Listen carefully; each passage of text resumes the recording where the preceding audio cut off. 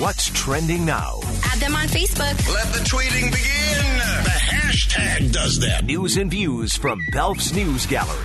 Robert Hur's report came out yesterday. The special counsel looking into those documents that Joe Biden had in his garage, interviewed Joe Biden a number of months ago, and his report came out yesterday, and the report says that the president willfully retained and disclosed classified materials, also talked about his memory, described it pretty clearly using a number of terms, hazy, foggy, so on. Clear issues with his memory. And these are the documents that he kept after he left office as vice president in 2016. So the records that he had kept included documents on military and foreign policy in Afghanistan, and then there were also other national security and foreign policy documents that were in there. So no charges. Robert Hur in his report said no charges for President Joe Biden, but he described him as and he said that a jury might actually view Biden as an elderly man with a poor memory. And he had kept a number of these documents. They were stashed in cardboard boxes. Have you seen the side-by-side of those boxes at the New York Post? They did a side-by-side that's attached to one of these stories about Robert Hur and delivering this report. They did a side-by-side of these documents that Joe Biden had in the garage versus the documents that Donald Trump had. The documents in Joe Biden's garage look like something you'd pull out of your great-grandma's basement versus these very neatly stacked white pot. You remember seeing all of the documents that Trump had. They were all boxed, very neatly, nicely organized. So the president also yesterday, after all this, in the midst of all this, shared a story about talking with a European leader who was dead at the time, and he did that for the third time in a week that Joe Biden has done that, referring to this European leader who's dead, and that's not who he was. He would.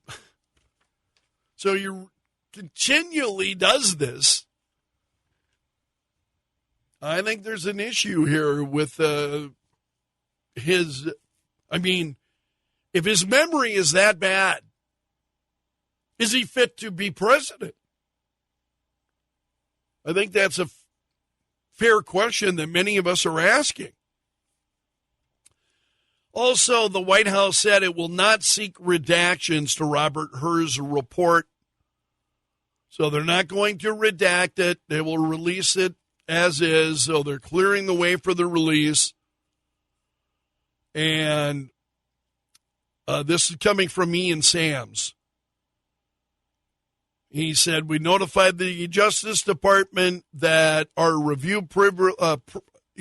privilege review has concluded. In keeping with his commitment to cooperation and transparency throughout this investigation, the president declined to assert privilege over any portion of the report. Other stories trending this morning. Donald Trump wins Nevada in the GOP caucus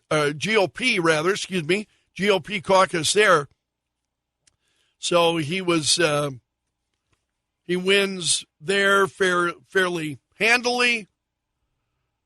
Donald Trump has also won in the U.S. Virgin Islands caucuses. So he's racking up more and more wins against Nikki Haley.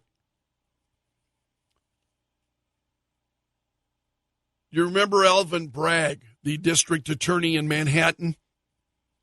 Bragg announced 7 indictments against those migrants who beat up a couple of police officers in an attack on Times Square. So he has faced pretty heated backlash from people that he let these suspects walk without any bail. And so Bragg announced at a news conference yesterday that a grand jury had handed down indictments on a slew of new charges in the attack that was caught on camera. He said, "This assault, as it did to many of you, sickened me and outraged me," Bragg said. Called the incident despicable and heinous throughout the briefing. So he said now they've been indicted on a variety of different charges, more serious charges, as a result of this. And Bragg said, "The only thing worse than failing to bring perpetrators to justice is if we ensnare innocent people in the criminal justice system." But he said these suspects who were filmed they were kicking the officers in the head, the back. So he got a lot of heat over this, and now announcing that a grand jury has handed down indictments in this case. But police officers there are absolutely mad. They are frothing at the mouth, a number of police officers, at the release of these characters initially. Officer 125, 25 years on the New York City Police Department, said it was a complete joke. Alvin Bragg just showed all New Yorkers that the police department doesn't matter to him. This is what he had said previously. What this does is open the window for all people to say, we can beat up cops and nothing is going to happen to us. Thanks, Mr. Bragg. So now Bragg, after just that kind of outcry, that enormous outcry, he now is finally bringing charges. There is a lot of attention on Tucker Carlson and his interview with Russian President Vladimir Putin. This was released yesterday. And I should have looked, because the number of views last night was already, I think 11 million people, in excess of 11 million people as of last evening had immediately seen this, watching these. And I plan to do so over the weekend. I didn't have a chance yesterday, but I do plan to do so over the weekend. And I don't. There's no big breaking news that has come out of this. And in big portions of it, Carlson allows Putin to talk at length, give the background of, Russia and what's happening with Ukraine, and really gave Putin an open mic to talk about it and give his perspective. And then, among other things, Tucker Carlson was that American journalist that Russia has been holding, been sitting in jail now for some period of time. Tucker Carlson pushed him on that, saying that one way to show good faith would be to release that journalist to me and let him return with me to the United States. And Putin was not, didn't seem inclined to do that. Other stories trending this morning. The Federal Communications Commission announced an immediate ban on AI-generated robocalls. Now, do you remember the Joe Biden robocall that went out recently? And it was encouraging people not to vote. And so this is a unanimous ruling by the FCC. Targets robocalls made with AI voice cloning tools. They're called deepfakes by some. And they said bad actors are using AI-generated voices and unsolicited robocalls to extort vulnerable family members, imitate celebrities, and misinform voters. We're putting the fraudsters behind these robocalls on notice. So they're taking immediate step, banning those as of now.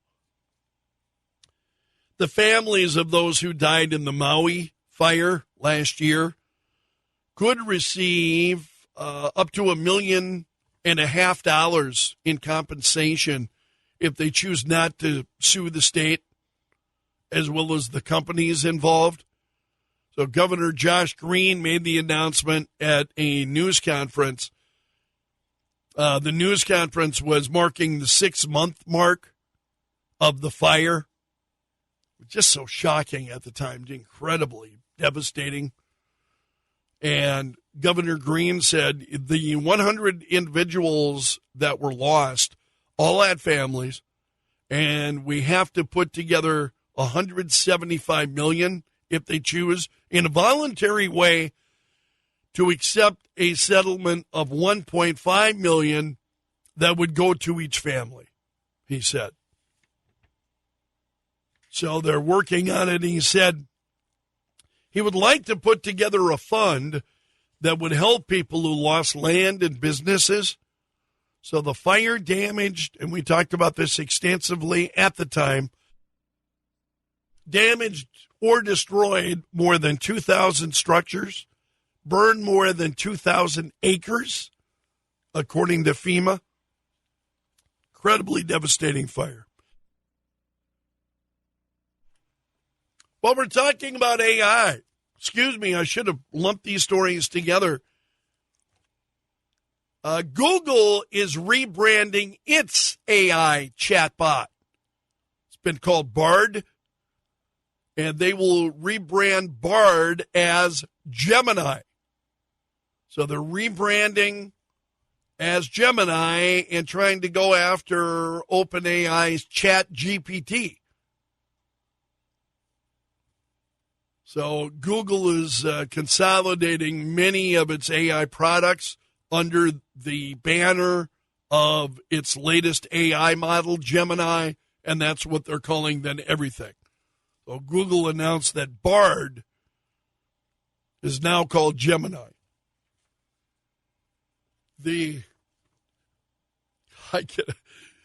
Katie uses that Bard. And she'll send me a text message, and I can always tell because she's just trying to tell me something, the kind of text messages you share, updating this is going, what's going on. And she uses that Bard, writing like Shakespeare, It makes her messages very interesting.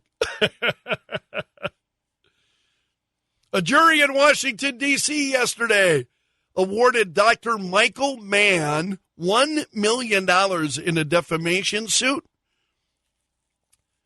He was suing two critics of his climate change research.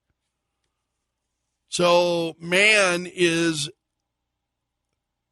an earth and environmental scientist at the University of Pennsylvania, and he filed a lawsuit against an analyst at the Competitive Enterprise Institute and Mark Stein. You remember Mark Stein? Mark Stein used to fill in quite often for Rush Limbaugh during Rush's show. So I love Mark Stein. So this $1 million judgment is against this analyst again at the Competitive Institute and then blogger Mark Stein.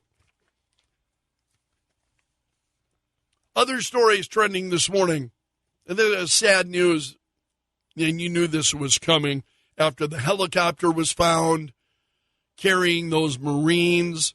The Marines were located. So helicopter had been located. They were still trying to locate the crew.